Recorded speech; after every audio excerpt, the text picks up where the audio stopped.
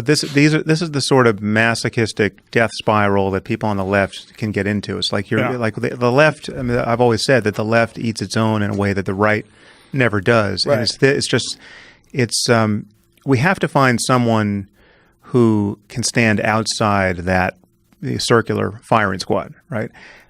And it would be someone who's, it would be, in my view, it would be somebody like a younger Bloomberg, right? I mean, I don't think it's Bloomberg, but like somebody like a legit businessman who could call bullshit on all of Trump's fake business acumen, and who's not ethically compromised, right? But who can get stuff done, and so right, and definitely not someone who feels the need to pander to the far left on these identity politics issues. I mean, I think identity politics is really going to be bad for us against Trump, because so much of the country, I mean, the crucial sliver of the country, I mean, you just have to ask yourself, who was it who voted for Obama and then, or twice, and then voted for Trump, right? Those people aren't racist, right? Those people are sick of being called racist, right? So what's happening on the left around identity politics and all of these, I mean, it's not that racism isn't a problem. It's not that transgender issues don't have to be worked out. I mean, all of those are legit concerns. But the fact that that's the center of mass politically on the left in a nationwide election against someone like Trump, I just think that's an absolute recipe for disaster. Yeah, because the people that subscribe to that ideology don't realize how many people think it's silly. Yeah, when you're in the oppression Olympics and you're trying to win the gold, and for how many people it's actually misapplied, right? It's like there are many more explanations for voting for Trump in addition to racism. Business. Yes, every racist voted for Trump, virtually. So that's fine. Every white supremacist voted for Trump, but that's not the story about why Trump got elected. It's a long story. There's just much more. I mean, there are people who just have not.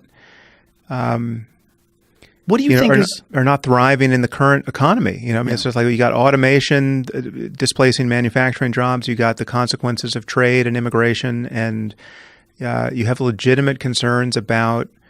There are legitimate concerns about immigration that have nothing to do with racism. And so if you're going to score any hesitation over something like open borders as a sign of your xenophobia and racism, you're going to lose virtually everyone who has a sane concern about how you keep people in, how you admit the right people into a country, right?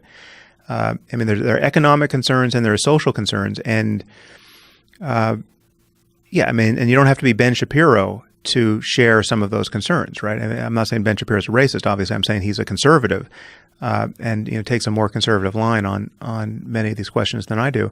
But it's like you either think, just take immigration as the narrow case.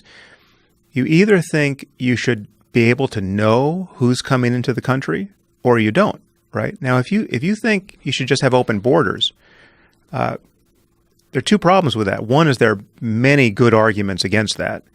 And two, I don't know what the percentage is, but it's got to be something like 95% of Americans would be terrified at that prospect, right? So if any of your platform is essentially saying a concern about immigration is synonymous with racism, you have a platform that's going to alienate most people. And the Democrats are totally capable of seeming like that, whether in fact I think it's true. I think it's more of a problem on the left than on the right, because the extreme right is fringe and looks fringe, right? Like the guys in Charlottesville with their tiki torches, they don't look like they represent the Republican Party or the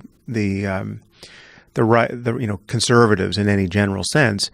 They're a symptom of some problem, but it's a smaller problem. It's a minority problem. Whereas on the left, the extreme voices have massive sway in major companies, in tech companies, in journalism, in academia, like the silencing effect and the reputational cost that's being paid by even very powerful people in all these mainstream forums on the left is just that's not mirrored on the right.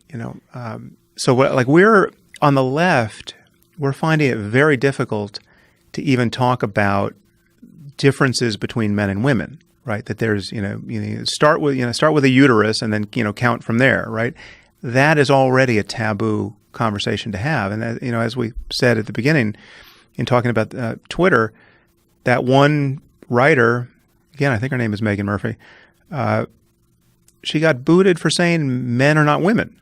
Yeah, right? That's so again. So politically, I'm very worried that unless we resolve that or just cut through it, we don't stand a chance against Trump in 2020.